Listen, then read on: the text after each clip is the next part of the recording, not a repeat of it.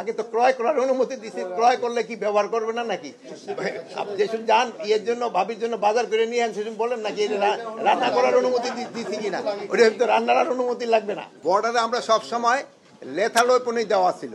ওই যে আপনারা অনেকে জানেন বিজিবি কেন তারা সাউন্ড গ্রেনেড মারে নাই, বা কেন টিয়ার শেল মারে নাই, বা এইগুলি তো বিজিবির কাছে নাই।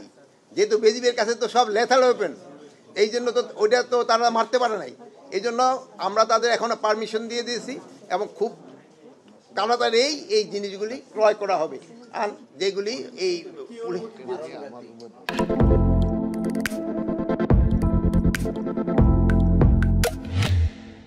যে মরণঘাতী ওয়েপন তো ওদের কাছে আছে, কিন্তু যেইগুলি নাই, যেমন ধরেন যে টিয়ার গ্যাস নিক্ষেপ করা, যে টিয়ার গ্যাস তো ওদের কাছে নাই।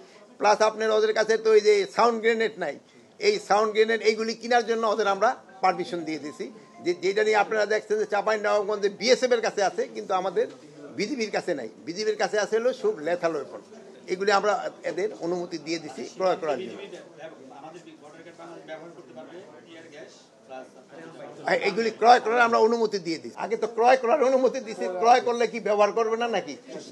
আপনি যেসব যান ইয়ের জন্য ভাবির জন্য বাজার করে নিয়ে আন, সেসব বলেন নাকি রান্না করার অনুমতি দিছি কিনা?